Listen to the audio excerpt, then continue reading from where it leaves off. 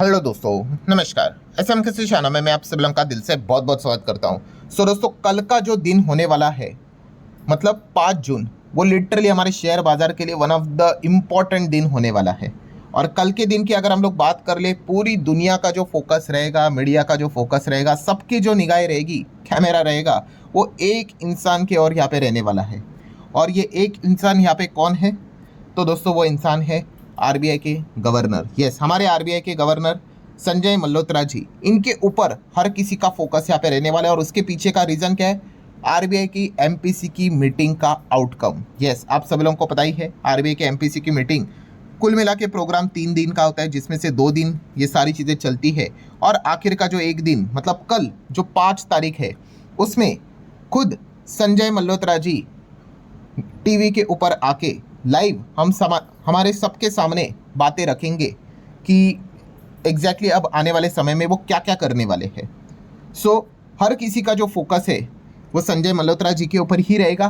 Timing की बात कर ले तो कल कितने बजे? तो कल सुबह 10 बजे हर किसी का ध्यान टीवी चैनल्स के ऊपर ही हमें देखने को मिलने वाला है।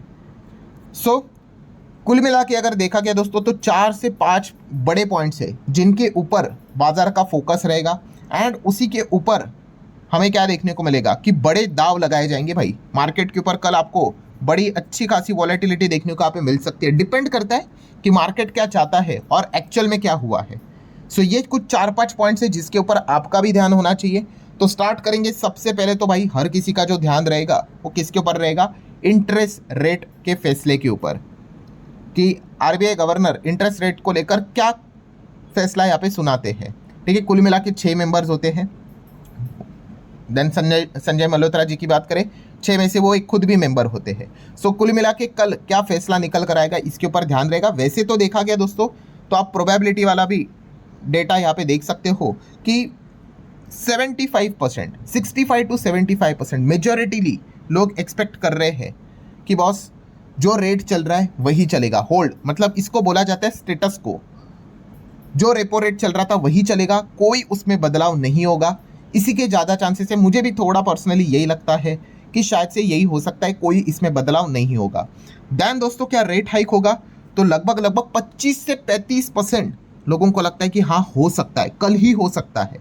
अगर मान लो, अगर रेट हाइक से रिलेटेड अगर सिर्फ संजय मल्होत्रा जी ने अगर बोल भी दिया, तो भाई साहब बाजार में आपको बहुत अच्छी खासी पिटाई देखने को मिल सकती है। नो डाउट उसके बाद भी बहुत सारी चीज़ें मैटर करती है, बट स्टिल रेट हाइक कभी भी बाजार उस चीज़ को वेलकम नहीं करता है। तो इसके ऊपर भी आप ध्यान यहाँ पे रख सकते हो। एंड रेट कट होगा तो उसकी प्रोबेबिलिटी हो चुकी है 0। चलो, थैंक्स टू गॉड। आपको याद होगा कुछ दिनों पहले हम लोगों ने देखा था, कोई तो ऐसे लोग थे जो एक्सपेक्ट कर रहे थे कि नहीं भाई रेट कट हो सकता है। भाई कौन से एंगल से? Next to impossible. ठीक है, अगर ऐसा हुआ तो भाई बाजार इतना भागेगा कि आप सोच भी नहीं सकते। बट कॉमन सेंस वाली बात है भाई, जिस प्रकार का सिचुएशन है, रेट स्टेबल रहेगा। या फिर अगर एकदम ही वर्स्ट सिनेरियो रहे, अगर रेट हाइक हुआ दोस्तों, तो इसका अर्थ, मैसेज बहुत क्लियर है। आरबीआई खुद के मुंह से ये बात नहीं बोलेगी भाई कि एक्चुअल में बैंड बजी पड़ी हुई है, हालत ख़राब है। ठीक है, ऐसा आरबीआई नहीं बोलेगा। बट रेट हाइक अगर किया तो सबको समझ में आएगा भाई कि एक्चुअल में सिचुएशन काफ़ी गंभीर है, क्योंकि आरबीआई रेट हाइक इतना इजीली नहीं करता है। देखा गया तो कल इस चीज़ के ऊपर हर किसी का ध्यान रहेगा। अगेन मैं कहना चाहूँगा, जो मेजॉरिटी लोग जो कह रहे हैं उसी के चांसेस है कि मोस्ट प्रोबेबली वो यही कहेंगे, जो रेट है वही हम यहाँ पे कंटिन्यू कर रहे हैं। भविष्य में बढ़ेगा कि नहीं, वो बात की बात। ठीक है, तो इस पहले पॉइंट के ऊपर आपका ध्यान होना चाहिए। सेकंड पॉइंट की अगर बात कर रहे तो दोस्तों, वो होता है, जैसे कि आपको मैंने इसके पहले भी कहा कि गाड़ी का कैसे गियर होता है, वैसे ही आरबीआई मॉनेटरी पॉलिसी में सबसे इंपॉर्टेंट चीज़ रहता है, उसको बोला जाता है स्टैंस। कुल मिला के 4 से 5 स्टैंस हमें देखने को मिल जाते हैं। एक होता है अकोमोडेटिव स्टैंस, एक होता है हॉकिश, एक होता है न्यूट्रल, ठीक है, एक होता है कैलिब्रेटेड, मतलब टाइटनिंग की अगर बात कर रहा है, और एक होता है डोविश।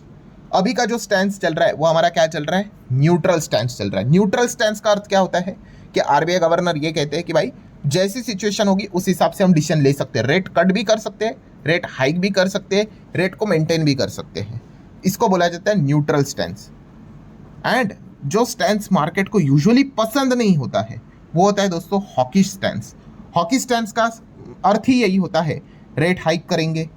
आरबीआई गवर्नर खुद एक्सपेक्ट कर रहे हैं कि भाई आने वाले समय में इकोनॉमी काफ़ी स्लो डाउन होने वाली है।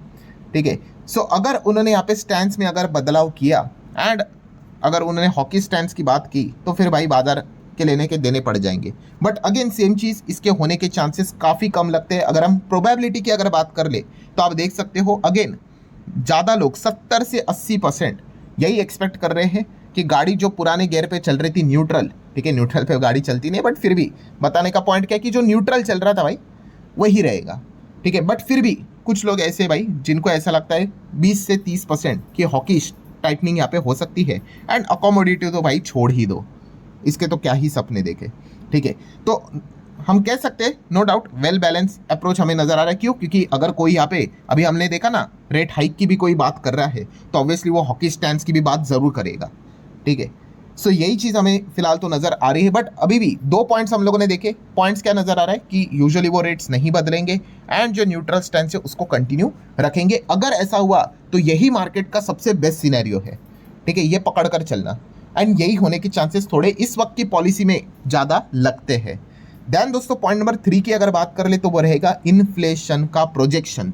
मतलब आपको बताइए हर एमपीसी की मीटिंग में आरबीआई गवर्नर क्या करते हैं, यस, क्वार्टरली अनुमान बताते हैं कि आने वाले समय में आरबीआई को कितना लगता है कि क्वार्टर, मतलब अभी कौन सा क्वार्टर खत्म हो गया, जैसे कि आप सभी लोगों को पता ही है Q4 खत्म होते हुए देखने को मिल गया।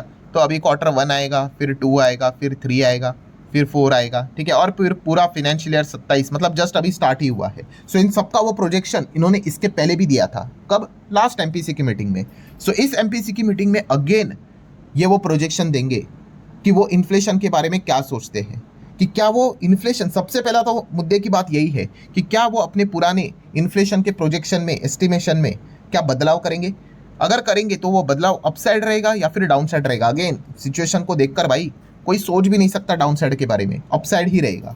सो इसी की चर्चाएं मार्केट में चल रही है। आप यहाँ पे देख सकते हो कि इंक्रीज, मतलब अगर ये इन्फ्लेशन की अगर बात कर ले तो अनुमान लगाया जा रहा है क्या इंक्रीज होगा, तो यस 85 to 90% एक्सपेक्ट किया जा रहा है कि इन्फ्लेशन के प्रोजेक्शन में बदलाव तो होगा ही होगा एंड वो भी अपवर्ड साइड में होगा, ठीक है। आप देख सकते हैं रिवाइज अपवर्ड टूवर्ड्स 5% से लेके 5.5%, बाप रे बाप, 5-5.5% का अगर इन्फ्लेशन का फोरकास्टिंग अगर आरबीआई ने दिया तो फिर भाई संजय मल्होत्रा जी ने मुंह से बोलने की जरूरत नहीं है। आने वाले समय में, आने वाले भविष्य के समय में रेट हाइक पकड़ लो भाई, ठीक है। 5 के ऊपर 5.5 तक का इन्फ्लेशन, ठीक है, रेट हाइक को बुलावा दे देता है, ठीक है। देन अगर देखा गया तो यहाँ पे 10 से 15% ऐसे लोग हैं जो कि एक्सपेक्ट कर रहे नहीं भाई जो चल रहा है, लास्ट टाइम उन्होंने बोला था ना 4.6%, पूरे एफवाई की मैं बात कर रहा हूँ, FY 27 की।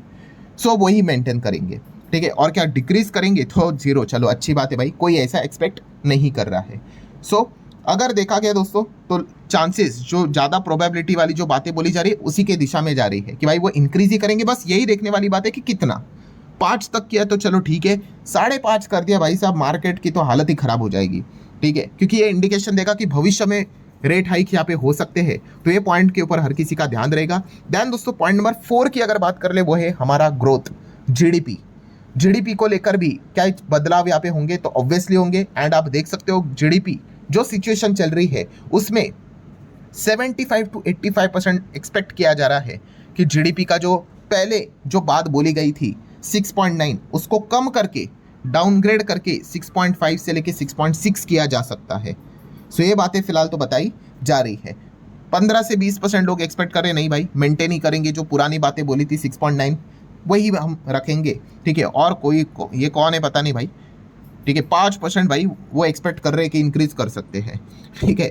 चलो अच्छी बात है भाई, हर किसी का अपना अपना अनुमान, ठीक है। बट मोस्ट प्रोबेबली जो एक्सपेक्टेशन किया जा रहा है कि जीडीपी डिक्रीज किया जाएगा वही होने के चांसेस यहाँ पे रहेंगे सिचुएशंस को देखकर। तो वो कितना होगा ये एक देखना इंटरेस्टिंग पार्ट यहाँ पे रहने वाला है। देन कुछ अदर फैक्टर्स भी रहेंगे लाइक रुपी को लेकर क्या कुछ वो कहेंगे, चांसेस तो कम है बिकॉज मॉनेटरी पॉलिसी एक ऐसी चीज़ होती है जहाँ पे मतलब रुपी को लेकर आपको कभी भी फैसला करना है, आप कभी भी कर सकते हो, आपको कोई मॉनेटरी पॉलिसी की रिक्वायरमेंट नहीं है। अब ये इन्फ्लेशन जीडीपी कैसा होता है, रेट्स बीट्स, ये तो उसी में आ जाता है भाई, उसी में ही बोला जाता है, ठीक है। तो रुपी की अगर बात कर ले शायद से यहाँ पे कोई बड़ा स्टेटमेंट ना आ जाए, अगर आ गया तो भाई मार्केट उसी हिसाब से रिएक्ट भी करेगा। देन मिडल ईस्ट क्राइसिस जो चल रहा है ऑयल को लेकर, आरबीआई गवर्नर क्या कहने की कोशिश करते हैं वो देखने वाली बात है। वैसे क्या ही कहेंगे भाई, उनके हाथ में थोड़ी ना है ये जंग कब तक चलेगी, सिचुएशन तो खराब है ऑयल को लेकर and all that.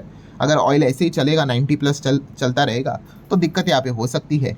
And then recently जो खबरें आई थी कि आरबीआई ने यहाँ पे अपने गोल्ड रिजर्व में से $12 बिलियन के गोल्ड्स को यहाँ पे बेचा है। हालांकि क्लैरिफिकेशंस तो सामने आया कि नहीं भाई हमने तो ऐसा कुछ भी नहीं किया है, मिसलीडिंग है करके, तो उसको लेकर क्या आरबीआई गवर्नर कुछ पॉइंट सामने रखते कि नहीं, ये एक देखना इंटरेस्टिंग पार्ट रहेगा। एंड इन सभी चीज़ों में दोस्तों आखिरी जो इंपॉर्टेंट चीज़ रहती है वो क्या रहती है, आरबीआई गवर्नर की प्रेस कॉन्फ्रेंस। यस, बहुत सारे उनको तीखे सवाल पूछे जाएंगे एंड जो पॉलिसी से रिलेटेड आप एक्सपेक्ट कर रहे थे कि ये चीज़ें हो सकती है, वो चीज़ें सामने आ सकती है, वो अगर नहीं मिलेंगी तो कोई बात नहीं भाई, जो रिपोर्टर्स है वो प्रेस कॉन्फ्रेंस में तो पूछ ही लेते हैं, तो तब वो क्या कहते हैं बहुत बार तभी वो चीज़ें सामने निकल कर आती है। तो लिटरली दोस्तों कल का दिन काफ़ी इंटरेस्टिंग होने वाला है, काफ़ी इंपॉर्टेंट होने वाला है, ठीक है।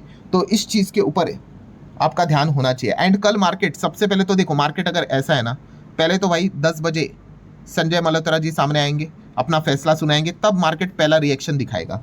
फिर उसके बाद अगेन जो भी फैसले उन्होंने लिए वो सारी चीज़ें वो रखेंगे। एंड जैसे अभी मैंने आप लोगों को बताया, मतलब उनकी कमेंट्री रहेगी वो। एंड देन आखिरी का इंपॉर्टेंट चीज़ पीसी, प्रेस कॉन्फ्रेंस, तभी भी बाजार अपना रुख यहाँ पे बदलेगा। तो ऐसे 2 से 3 इंपॉर्टेंट ट्रिगर पॉइंट रहेंगे। मतलब कल अगर आप मार्केट को ऐसा देखोगे ना, ऐसा सडनली ऐसा भाग रहा है, फिर सडनली ऐसा गिर रहा है, ये चीज़ें आप कल एक्सपेक्ट कर सकते हो, ठीक है। तो डिपेंड करती है कि क्या आउटकम निकल कर यहाँ पे आता है उसके ऊपर। अगर कोई आउट ऑफ द बॉक्स अगर सरप्राइज अगर रहा तो बाजार आपको पता है ये बड़े लेवल पे मूव्स यहाँ पे दिखा सकता है। वो डिपेंड करता है भाई सरप्राइज अच्छे साइड पे या बुरे साइड पे।